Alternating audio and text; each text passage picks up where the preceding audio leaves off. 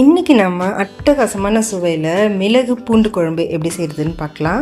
இந்த குழம்பு நீங்கள் செஞ்சு வச்சுக்கிட்டிங்கன்னா ஒரு 10 நாளைக்கு ஃப்ரிட்ஜில் ஸ்டோர் பண்ணி வச்சு நீங்கள் யூஸ் பண்ணலாம். வெளியில் வச்சாலும் ஒரு 4-5 நாளைக்கு நீங்கள் வச்சு யூஸ் பண்ணலாம். இது சாதத்துக்கு, இட்லி, ஊத்தாப்பம்னு எல்லாத்துக்குமே ரொம்பவே ருசியாக இருக்குங்க. மிஸ் பண்ணாமல் முதல்ல ட்ரை பண்ணி பாருங்கள், ரொம்பவே நல்லாயிருக்கும். வீடியோக்கு ஒரு லைக் மட்டும் கொடுத்துருங்க. எப்படி செய்யுதுன்னு பார்க்கலாம். இதுக்கு முதல்ல கடாயில் ஒரு 2 டீஸ்பூன் அளவுக்கு எண்ணெய் சேர்த்துக்கோங்க. எண்ணெய் காஞ்சதும் ஒரு 5-6 பல்லு பூண்டு சேர்த்துக்கோங்க. ஸ்டவ்வை லோ டு மீடியம் ஃப்ளேமில் வச்சுக்கோங்க. இப்போ ஒரு பெரிய சைஸ் வெங்காயத்தை இது போல் நீளமாக நறுக்கிட்டு சேர்த்துக்கோங்க. இப்போ பூண்டு வெங்காயம் ரெண்டுமே லேசாக நிறம் மாதிரி வர வரைக்கும் நல்லா வதக்கி விட்டுக்கோங்க. இப்போ இது கூட 1 டீஸ்பூன் அளவுக்கு மிளகு சேர்த்துக்கோங்க. இந்த குழம்புக்கு மிளகோட சுவை தான் ரொம்ப நிறைய தேவைப்படும். அடுத்து 1 டீஸ்பூன் அளவுக்கு சீரகம் சேர்த்துக்கோங்க.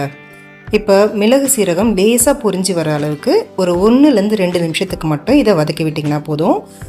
சீரகத்தோட நிறம் ரொம்பவும் மாறாமல் கருகாமல் பார்த்துக்கோங்க. அப்போ தான் சுவை மாறாமல் ரொம்பவே நல்லாயிருக்கும். இது கூட ஒரு 1/4 டீஸ்பூன் அளவுக்கு வெந்தயம் சேர்த்துட்டு ஒரு நிமிஷத்துக்கு நல்லா வதக்கி விட்டுக்கோங்க.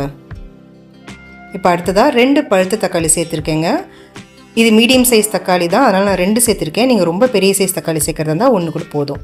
இப்போ இதுக்கு மட்டும், அதாவது வெங்காயம் தக்காளி பூண்டுக்கு மட்டும் ஒரு 1/4 டீஸ்பூன் அளவுக்கு உப்பு சேர்த்துட்டு வதக்குங்க. உப்பு சேர்த்துட்டு வதக்கிங்கன்னா தக்காளி லேசாக சாஃப்டாகி சீக்கிரமாக வதங்கி வரும்.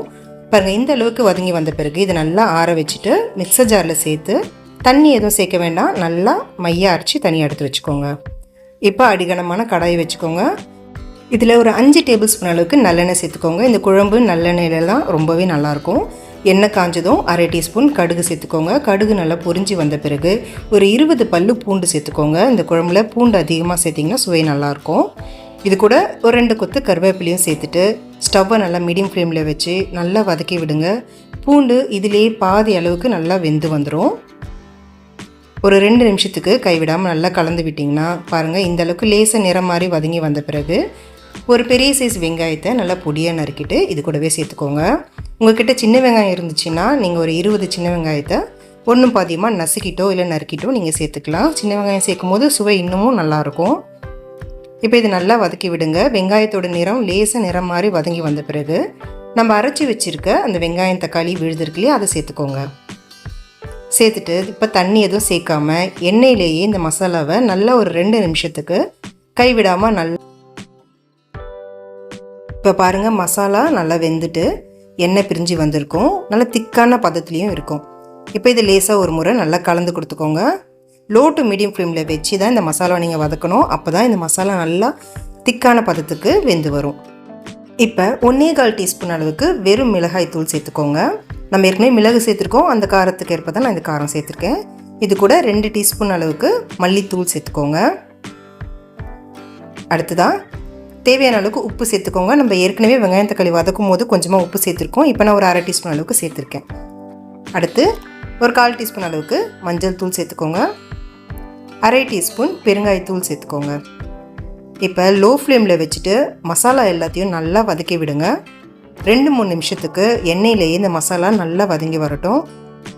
ஒரு 2 நிமிஷத்துலேயே இந்த அளவுக்கு நல்லா திக்கான பதத்துக்கு வந்துடும்.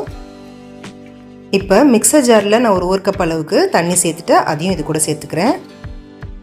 1 கப் அளவுக்கு தண்ணி சேர்த்திங்கன்னா சரியாக இருக்கும். ஒரு முறை இதை நல்லா கலந்து விட்டுட்டு மூடி வச்சுடுங்க. ஒரு 3 நிமிஷத்துக்கு மீடியம் ஃப்ளேமில் வேகட்டும். ஹை ஃப்ளேமில் வச்சு வேக வைக்காதீங்க. மீடியம் ஃப்ளேமில் வச்சு வேக வச்சிங்கன்னா தான் நல்ல எண்ணெய் பிரிஞ்சு உங்களுக்கு நல்ல திக்கான பதத்துக்கு கிடைக்கும். இப்போ 3 நிமிஷம் ஆயிடுச்சு. எண்ணெய் பிரிஞ்சு நல்லா திக்கான பதத்துக்கு வந்திருக்கு. ஒரு முறை இதை நல்லா கலந்து விட்டுருங்க. இந்த ஸ்டேஜில் நம்ம புளி கரைசல் சேர்த்துக்கலாம். நல்லா ஒரு பெரிய எலுமிச்சம்பழ அளவுக்கு புளியை ஒரு 200 ml அளவுக்கு தண்ணியில் நல்லா திக்காக கரைச்சிட்டு சேர்த்துருக்கேன். இந்த அளவுக்கு புளி சேர்த்திங்கன்னா சரியாக இருக்கும். சேர்த்துட்டு ஒரு முறை நல்லா கலந்து விட்டுருங்க. இப்போ இதை மூடி வச்சுடுங்க. ஒரு 5 நிமிஷத்துக்கு மீடியம் ஃப்ளேமில் வேகட்டும். எண்ணெய் பிரிஞ்சு நல்லா சூப்பராக நம்மளுக்கு ரெடி ஆகிடும். இப்போ 5-6 நிமிஷம் வரைக்கும் இது மீடியம் ஃப்ளேமில் நல்லா வெந்துடுச்சு. பாருங்கள், எண்ணெய் நல்லா பிரிஞ்சு சூப்பராக நம்மளுக்கு மிளகு பூண்டு குழம்பு ரெடி ஆகிருக்கு. உங்களுக்கு பார்க்கும்போது தெரியும், சரியான பதத்தில் நல்லா திக்காக சூப்பராக ரெடி ஆகிருக்கு.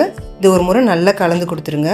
கடைசியாக மிஸ் பண்ணாமல் ஒரு 1/2 டீஸ்பூன் அளவுக்கு வெல்லம் சேர்த்துக்கோங்க. இந்த வெல்லம் சேர்க்குறதால இந்த குழம்பு இனிப்பு சுவைக்கு வராது. வெல்லம் சேர்க்குறதால புளிப்பு காரத்தை சமப்படுத்தும். ஒரு முறை நல்லா கலந்து கொடுத்துட்டு கடைசியாக இதில் நல்லா பொடியாக நறுக்குனா கொத்தமல்லி தூவிட்டு ஸ்டவ் ஆஃப் பண்ணிடலாம். அவ்வளோதாங்க. அட்டகாசமான சுவையில் மிளகு பூண்டு குழம்பு தயாராகிடுச்சு. மிஸ் பண்ணாமல் நீங்கள் ஒரு தடவை ட்ரை பண்ணி பாருங்கள். அடிக்கடி வாரத்துக்கு ஒரு முறையாவது இந்த குழம்பை நீங்கள் செஞ்சுருவீங்க. அவ்வளோ ருசியாக இருக்கும். செஞ்சு பார்த்துட்டு எப்படி இருந்துச்சுன்னு சொல்லுங்கள். இட்லி, தோசை, சாதம்னு எல்லாத்துக்கும் சூப்பராக இருக்கும். சிம்பிளாக ஒரு அப்பளம் வச்சு சாப்பிட்டிங்கன்னா கூட அவ்வளோ நல்லாயிருக்குங்க.